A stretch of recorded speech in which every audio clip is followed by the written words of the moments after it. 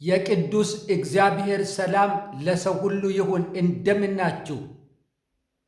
ይሄን አካውንት ሰብስክራይብ እንድታደርጉ ላይክ እንድታደርጉ በጌታ ፍቅር ጋብዛለሁ። ዛሬ ብቻ የምታዩ ወንድሞችና እህቶች የጌታችን የኢየሱስ ክርስቶስ ተከታዮች የሆናችሁ በተለይ የእግዚአብሔርን ቃል ስለምንከፋፈል የእግዚአብሔርን ሐሳብ ስለምንማማር ሼር ስለምንደራረግ በዚህ አካውንት ላይ ብትገቡ ሰብስክራይብ ብታደርጉ በጣም ደስ ይለኛል። ጌታ በነገር ሁሉ ይባርካችሁ። አንድ ቪዲዮ ከዚህ በፊት መፍትሄ የሚፈልጉ የቤተ ክርስቲያን ችግሮች በእኛ ዘመን ቤተ ክርስቲያን ውስጥ ያሉ ቤተ ክርስቲያን ውስጥ ሳያስፈልጉ የተገኙ መፍትሄ ፈላጊ ችግሮች አሉ የሚል ሐሳብ ማንሳት ጀምሬያለሁ። ቤተ ክርስቲያን በቁጥር በዝታለች፣ በአይነት በዝታለች። ምድር በሙሉ ቤተ ክርስቲያን ነው። በአንድ ከተማ ውስጥ ትንሽ የወረዳ ከተማ ውስጥ 20-30 ቤተ ክርስቲያኖች አሉ። በብዙ ሺዎች የሚቆጠሩ አማኞች አሉ። ስለዚህ ነገር እግዚአብሔርን እጅግ አድርገን እናመሰግናለን። የመብዛታችንን ያህል ግን ሕይወታችን ስታይ፣ ውስጣዊ ነገራችን ስታይ የምንወቀስባቸው፣ ቃሉ እኛን የሚዘልፍባቸው፣ ልንስተካከልባቸው የሚገቡ ብዙ ነገሮች አሉ። በዚህ ጉዳይ መካካድ አንችልም። ክርስቲያናዊ ስነ ምግባር እንደቀደመው ዘመን አይደለም። የቃሉ አገልግሎት እንደቀደመው ዘመን አይደለም። የጸሎት ሕይወታችን እንደቀደመው ዘመን አይደለም። በቅድስና በጽድቅ ጉዳይ እንደቀደመው ዘመን አይደለንም። የሕይወት ምሳሌነታችንም የአባቶቻችንን አይመስልም። የሐዋርያትን አይመስልም። የጌታችንን የኢየሱስ ክርስቶስን አይመስልም። በእኛ ላይ ጣት የሚያስጠቁሙ ብዙ ነገሮች በሕይወታችን ላይ አሉ። እነዚህ ነገሮች ደግሞ መስተካከል አለባቸው። ቤተ ክርስቲያን ውስጥ ያሉ ችግሮችን እኛ ካልተናገርን መላእክት መጥተው አይናገሩም። እነ ጴጥሮስ፣ እነ ሐዋርያው ጳውሎስ፣ እነ ያዕቆብ የቀደሙት ሐዋርያት ቤተ ክርስቲያን ውስጥ ቁጭ ብለው የቤተ ክርስቲያን አካል ሆነው የቤተ ክርስቲያን አባል ሆነው እኛ እያሉ ነበረ ቤተ ክርስቲያን የምትቃናባቸውን ነገሮች የሚናገሩት፣ የሚቆጡት፣ የሚገስጹት። እንስተካከል፣ እንታረም፣ እነዚህ ነገሮች ልክ አይደሉም ሲሉ የነበረው ውጭ ቆመው ሳይሆን ቤተ ክርስቲያን ውስጥ ሆነው ነው። ስለዚህ ቤተ ክርስቲያንን የምናገለግል ወንድም እህቶች፣ አገልጋዮች የሕዝቡ ፍላጎት ሳይሆን ዋና ትኩረታችን መሆን የነበረበት እግዚአብሔር ከትውልዱ የሚፈልገው ነው። የእግዚአብሔር ቃል ከትውልዱ የሚፈልገው ይሄ ቅዱስ ቃል ከትውልዱ የሚፈልገው ነገር ነው። ዋና ትኩረታችን መሆን ያለበት የነበረበት። ከዚህ አንጻር ቤተ ክርስቲያን ውስጥ የቃሉ አገልግሎት ዓላማውን እየሳተ ነው የሚል አንድ ነገር እንደ ችግር ማንሳት ጀምሬያለሁ። የቃሉ አገልግሎት የቅዱስ ቃሉ አገልግሎት ለሕዝቡ የሚቀርበው የቃል አገልግሎት በአብዛኛው የሕዝብን ፍላጎት የተከተለ ነገር እንጂ አስፈላጊውን ነገር ለሕዝብ በማቅረብ ላይ የተመሰረተ አይደለም። ሕዝባችን ምን ብንነግረው ይደሰታል። ሕዝባችን ምን ብንነግረው አሜን ይላል። ሕዝባችን ምን ብንነግረው ይነቃቃል ብለን እንጂ ሕዝባችን ምን ብንነግረው በእውነትና በመንፈስ ያመልካል። ሕዝባችን ብናስተምረው የኢየሱስ ክርስቶስን ባህሪ የሚያንጸባርቅ የሚገልጥ ሕይወት ይኖረዋል ብለን አይደለም። የቃሉ አገልግሎት የእግዚአብሔርን ፈቃድ ሳይሆን የሕዝብን ፍላጎት እየተከተለ የሚሄድ ሆኗል በአብዛኛው። ይሄንን እየተናገርኩ ነበረ። ምንድነው ምክንያት ይበሉ። ዘንድሮ ያደርግልሃል፣ ትበለጽጋለ፣ ትሻገራለ፣ ቃል አወጣብሃለሁ፣ እናገርብሃለሁ፣ አምነ ተቀበል፣ ዘላችሁ ያዙ፣ እንደዚህ አድርጉ፣ ወደዚህ ዙሩ፣ ትጠረምሳላችሁ፣ ትሻገራላችሁ የሚል ነው 90% ፈትሹ። ብዙ መድረኮችን ተመልከቱ።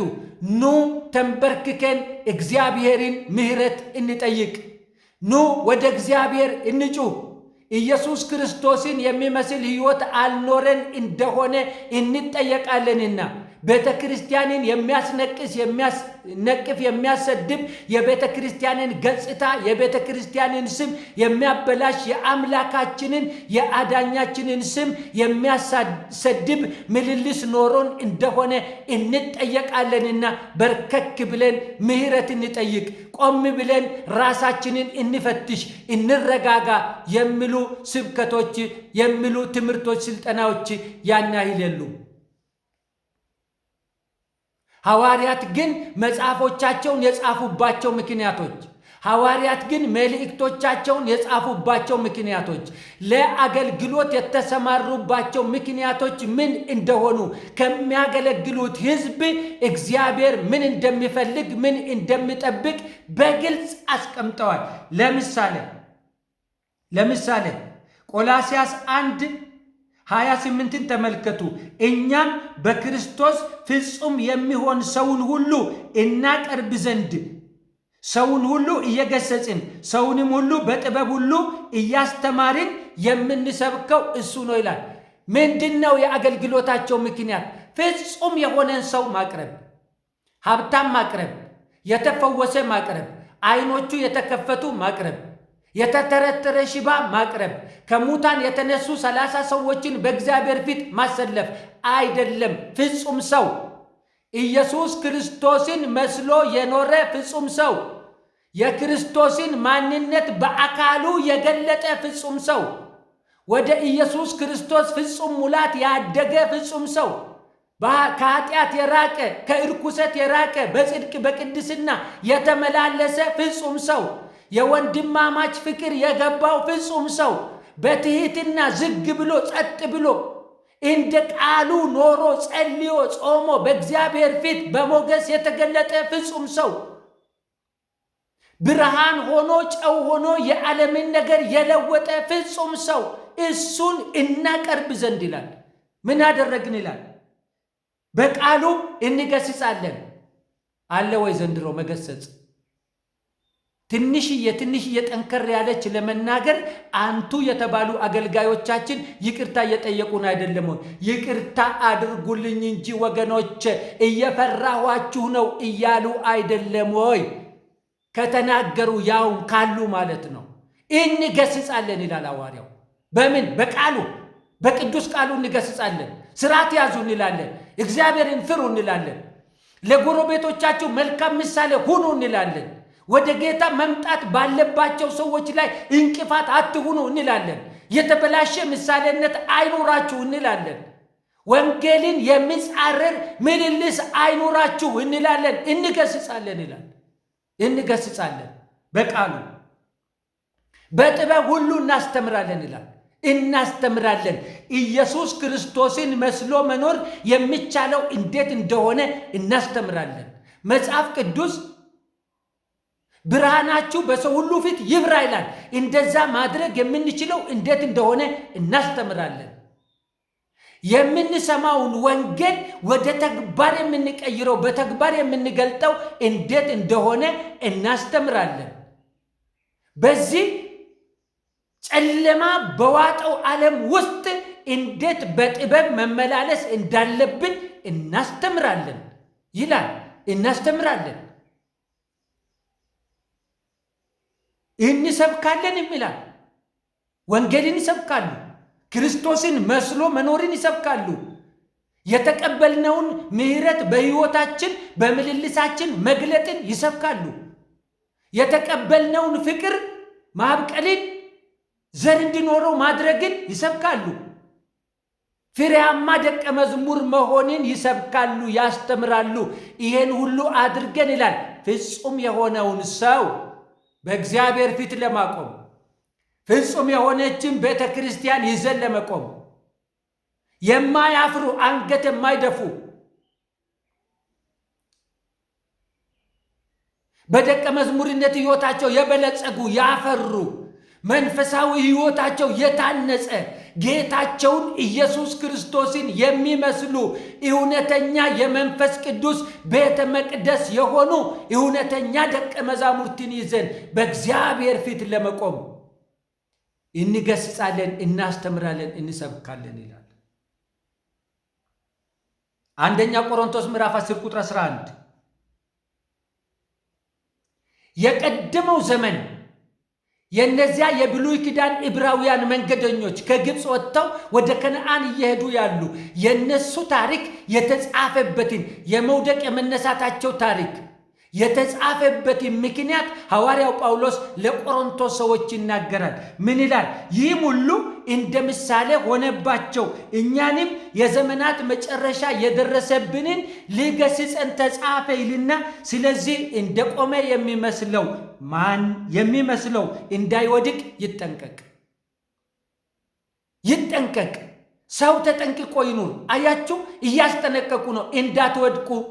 እንዳትወድቁ፣ ከምሕረቱ ውስጥ እንዳትወድቁ፣ ከእግዚአብሔር ፍቅር ላይ እንዳትወድቁ፣ ከቅድስና ከጽድቅ እንዳትወድቁ፣ ወደ ወጣችሁበት ዓለም መመለስ እንዳይናፍቃችሁ እንዳትመኙ፣ የያዛችሁትን የእውነተኛ ደቀ መዝሙርነት መንገድ እንዳትለቁ ተጠንቀቁ። መውጣት በቂ አይደለም። መለቀቅ በቂ አይደለም። መግባት ያስፈልጋል። መንገዱን መታገስ ያስፈልጋል። ችሎ ወደፊት መራመድ ያስፈልጋል። መለቀቅ ብቻውን በቂ አይደለም። አሁን እኛ በመለቀቃችን ነው የምንመጻደቀው። ተለቀናል። መለቀቅ በቂ አይደለም። መኖር ያስፈልጋል። መኖር ይጠይቃል። እና ይህ አንደኛ ቆሮንቶስ ምዕራፍ 10 ይተርካል እንዴት አድርገው ከደመና በታች እንደሄዱ፣ በባህር መካከል እንዳለፉ፣ መና እንደበሉ፣ ይከተላቸው ከነበረው አለት ውሃ እንደጠጡ።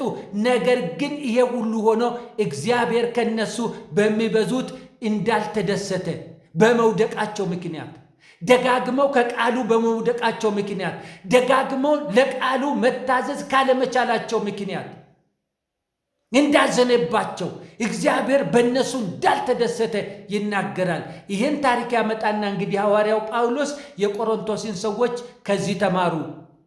ከዚህ ተማሩና እግዚአብሔርን ፍሩ። መመጻደቅ አያስፈልጋችሁም። መንገድ ላይ ቆማችሁ ገና መንገድ ሳትጀምሩ እንደገባ ሰው መሆን ማሰብ አያስፈልጋችሁም። እና ሙሴን ደግሞ ተመልከቱ። ከግብፅ ከወጡበት ጊዜ ጀምሮ በየመንገዱ ይናገራል።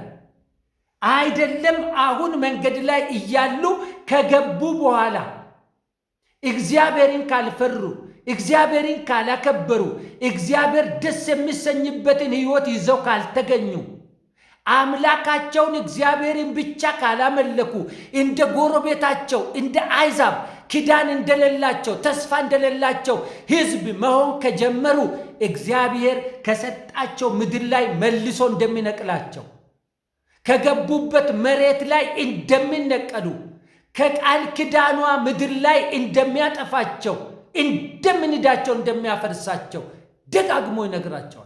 ከገባችሁ በኋላ ራሱ እግዚአብሔርን ፍሩ። የእግዚአብሔርን ተአምራት፣ የእግዚአብሔር ድንቅ የተደረገላችሁን ነገር ለልጅ ልጆቻችሁ ንገሩ። ድንጋይ አሸክሟቸዋል እኮ ሙሴ፣ ድንጋይ አሸክሟቸዋል። ዮርዳኖስ ውስጥ የካህናት እግር ሲገባ ውሃው ወደ ላይና ወደ ታች ሲቋረጥ ውሃው መፍሰሱን ሲያቆም ሙሴ ምን አለ? በየነገዳችሁ አንዳንድ ድንጋይ አንሷል። ከዚህ ውሃ ውስጥ አንዳንድ ድንጋይ ከደረቀው መሬት ላይ አንሱ። ምን እናደርጋለን? ሄዳችሁ በየደጃፋችሁ ታስቀምጡና ይህን ታሪክ የማያውቁ ገና የሚወለዱ ልጆቻችሁ ስለዚህ ድንጋይ ሲጠይቋችሁ እግዚአብሔር የዮርዳኖስን ወንዝ አድርቆ ለሁለት ከፍሎ አሻግሮን ነው ትሏቸዋላችሁ። አያችሁ፣ ይነግራቸዋል ሙሴ። ከዚያ ራሱ መነቀል አለ።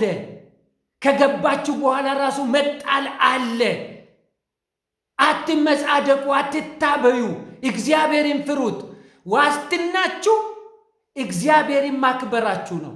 ዋስትናችሁ ለእግዚአብሔር መገዛታችሁ ነው። ዋስትናችሁ እግዚአብሔርን መፍራታችሁ ነው ይላቸዋል።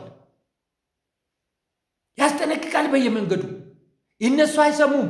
ዛሬ የሆነ ያህል ሰው ይሞታል፣ አይሰሙም። ነገ የሆነ ያህል ሰው ምድር ተሰንጥቃ ትውጣለች፣ አይሰሙም። ከነገ ወዲያ የሆነ መቅሰፍት ይበላቸዋል። እንደዚህ ሲሉ ከግብፅ ሀገር ውስጥ ተወልደው ከወጡ ሰዎች መካከል 2 ፍሬ ቀሩ። 2 ፍሬ 600,000 ሕዝብ አለቀ ማለት ነው። እና የቃሉ አገልግሎት እግዚአብሔርን እንድንፈራ እግዚአብሔርን እንድናከብር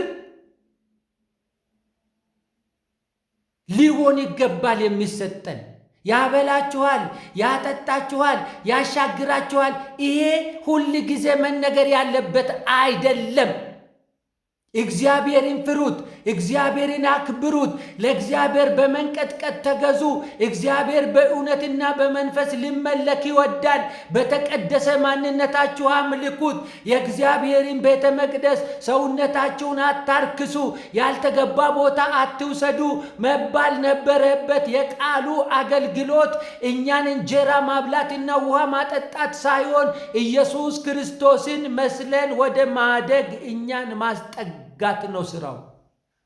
ግን ለዚህ እየዋለ አይደለም፣ ለዚህ እየተሰራበት አይደለም።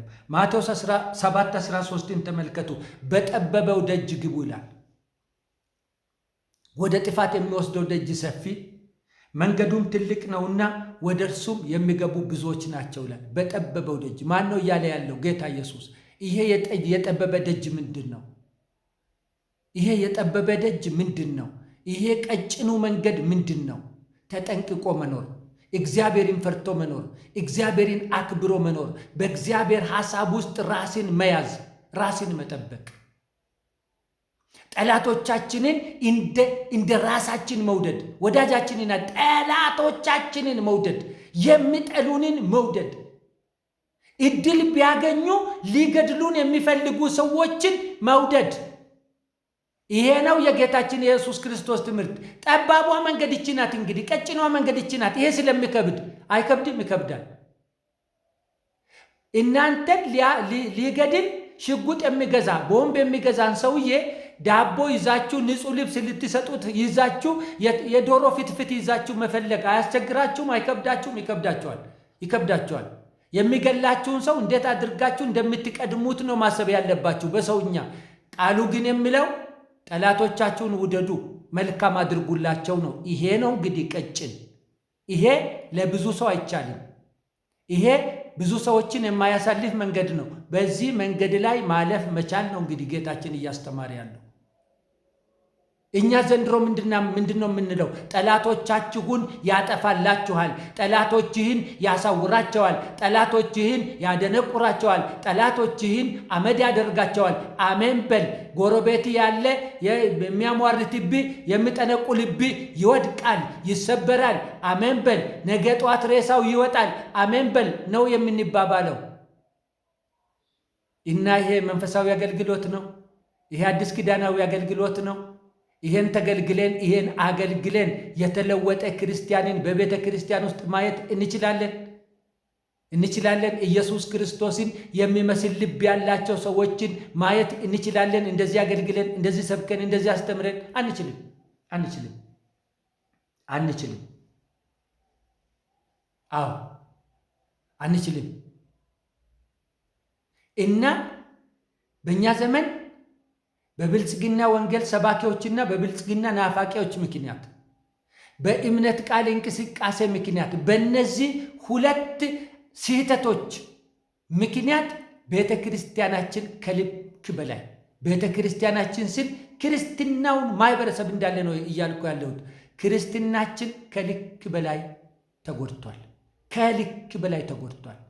አሁን ጸሎት የለም። ቃል አወጣብሃለሁ ነው። ቃል አወጣለሁ። ጸሎት የለም። ጌታ ሆይ እባክህ ብሎ ማለት የለም። ቃል ያወጣል። የእምነት ቃል እንቅስቃሴ ነዋ የወረሰን።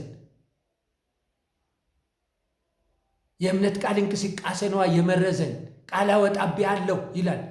የምን ቃል ነው የምታወጣው? ቃል አውጡ የሚል መጽሐፍ ቅዱስ ውስጥ የለም። ጸልዩ የሚል ነው ያለው። ተግታችሁ ጸልዩ ነው የሚል የሚለው መጽሐፍ ቅዱስ። ቃል አውጡ። ቃል አውጥቶ በሕይወት ማኖር፣ ቃል አውጥቶ መፍጠር የሚችለው አንድና አንድ እግዚአብሔር ብቻ ነው። እኔና እናንተ ሰዎች ነን። አፈር ከአፈር የተሰራንን ምሕረቱ በስቶልን እንጂ እኛ እዚህ መገኘት የማንችል ነበርን። እኛ እንጸልያለን ተንበርክከን፣ እግዚአብሔር ሆይ ምሕረት ይብዛልን እንላለን እንጂ የምናወጣው ቃል የለም። በስብከትም የምናበለጽገው ሰው የለም። በስብከትም ከድህነት የምናወጣው ሰው የለም። መጽሐፉ ምን ይላል? አስቀድማችሁ የእግዚአብሔርን መንግሥት ጽድቁን ፈልጉ፣ ይሄም ሁሉ ይጨመርላችኋል። ሌሎቹ እግዚአብሔር ጽድቁን መንግሥቱን መፈለጋችንን አይቶ የሚጨምርልን ነገሮች እንጂ የምንሰብካቸው አይደሉም። በስብከት የምናመጣቸው አይደሉም። ማናቸውም ሐዋርያት፣ ማናቸውም የአዲስ ኪዳን አገልጋዮች መጽሐፍ ቅዱስ ውስጥ ያሉት ማናቸውም እግዚአብሔርን መፈለግን በእውነትና በጽድቅ መኖርን ያስተምራሉ። ስለ ሥራ ደግሞ፣ ስለ ሕይወት ደግሞ፣ ስለ ምድራዊ ፍላጎታችን ደግሞ የማይሰራ ሰው አይብላ፣ ሊሰራ የማይወድ ማንም ቢኖር አይብላ ብለዋል። ይሄው ነው። ስለዚህ የቃሉ አገልግሎት ወደ ታሰበለት ነገር መመለስ አለበት። እየተጠላን፣ እየተናቅን፣ እየተነቀፍን፣ ምንም እየሆንን ቃሉን ወደ ቦታው ልንመልስ ይገባል። ሕይወታችንን የሚለውጠውን ቃል መፈለግ መቻል አለብን። ጌታ በነገር ሁሉ ይባርካችሁ።